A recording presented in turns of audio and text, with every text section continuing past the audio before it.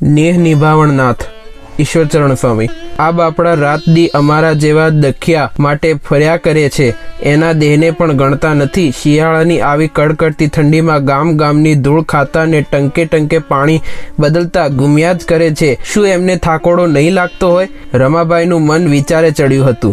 जो के एमना श्रमपूर्ण चेहरा उपर अंतर्गत आनंदनी अलौकिक रेखाओ उपजती हती। जे योगी बापानी एक घणा दिवसथी झंखना करता हता ते बापा आजे एमना घर आंगणे सांखे ज गाममां आवी पहोंच्या हता। पछी एमना आनंदने अवधि केम करीने रहे? थोड़ा समय पहला ज रमाबाईए योगी बापानो एक सुंदर फोटो मढावीने रात दी नजरूनी चौकीमां गोठवीने पोताना नेसडामां मूक्यो हतो। संसारना वैभवोथी अज्ञात एवा आ बिचारा निर्धन पण भोळा भक्तोने मन तो बापा ए ज साचुं नाणुं हतुं। ए फोटाने जोई जोईने धराता ज न हता। ए अलमस्त योगीना मुखारविंदनुं पान करता करता एमना अंतरात्मामां एक बळवान संकल्प थयो। पण ए सांभळे कोण? रमाबाई અહીં બેસો, સ્વામીશ્રીએ વહાલથી એમને આવકાર્યા। બાપાનો પડકાર થયો પછી રામાબાઈનું દિલ કેમ હાથ રહે?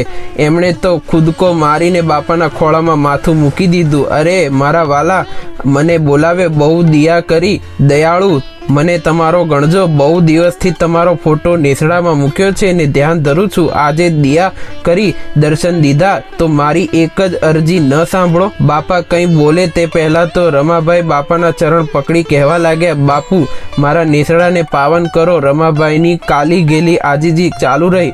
કોઈએ એમને સમજાવ્યા કે તમારો પ્રેમ બહુ જ છે પણ બાપાની તબિયત સારી નથી। તમારા નેસડામાં આવવું બાપાને કઠણ પડે, રસ્તો સારો નહીં।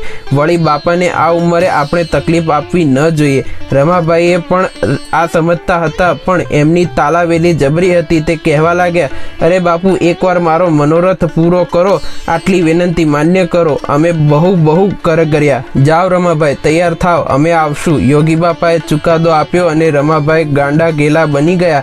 રમાબાઈએ નેસડાને સાફ સૂફ કરી શણગાર્યો, ઠાકોરજી પધરાવ્યા, બાપા માટે સંતો માટે આસન કર્યું, શીરા પૂરીને કઢેલા દૂધના થાળ કર્યા।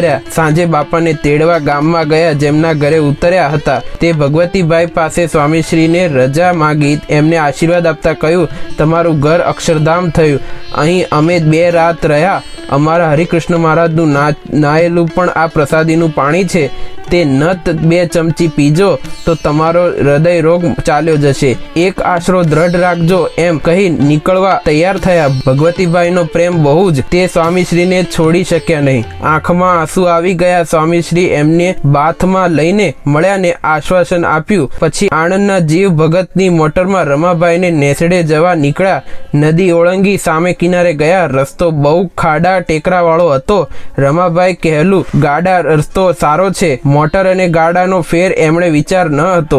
મોટર માંડ માંડ ચાલતી હતી। આગળ આગળ રામાબાઈ દોડતા હતા ને રસ્તો સાફ કરતા હતા। પ્રમુખ સ્વામી તથા સંતો હરિભક્તો પણ આગળ જઈ રહ્યા હતા। આ જોઈ બાપા મંદ મંદ હસતા હતા। રસ્તામાં ખેતરોમાં તુવેરના છોડ શીંગથી લચેલા જોઈ બાપા કહે, આ સર્વ જીવને મોટા પુરુષનો સંબંધ થયો। રસ્તો ખરાબ ખાડા ટેકરા વાળો જોઈ કોઈ કહે, બાપા પાછા જઈએ। પણ રામાબાઈના પ્રેમથી બંધાયેલા બાપા એમ કેમ પાછા ફરે?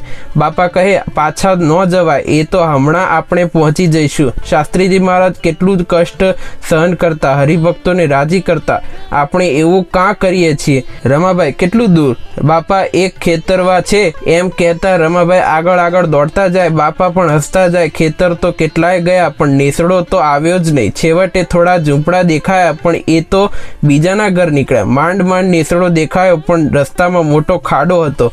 કોઈ રીતે મોટર ત્યાંથી જાય એમ ન હતું। બધા નિરાશ થઈ ગયા। ત્યાં રમાબાઈ દોડતા આવ્યા ને કહે, બાપા અમે 4 જણા આપને ઉચકી લઈએ। બાપા કહે, ના એમ નથી કરવું, હમણાં પહોંચી જઈશું। રમાબાઈએ તો બાપાને પોતાના આંગણામાં ઉભેલા જોઈ નાચવા કૂદવા લાગ્યા। અરે મારા નેસડે યોગી બાપા આવ્યા, બોલો સ્વામિનારાયણ ભગવાનની જય। રમાબાઈએ કાલા ગેલો સત્કાર કર્યો। પછી ડાંગરનું પરાળ પાથરી ઉપર સુંદર આસન બનાવ્યું હતું। તે ઉપર બાપાની હાથ પકડીને પધરાવ્યા। આવ્યા. બાપા તો શ્રીજી મહારાજની મૂર્તિ જોઈ ખુશ થઈ ગયા. મઢુલી બહુ સારી. રમાભાઈ બાપાને આનંદ વ્યક્ત કર્યો. બાપાને બહુ કષ્ટ પડ્યું. એ વ્યગ્રતાથી વ્યથિત થયેલું રમાભાઈનું મન શાંત થયું.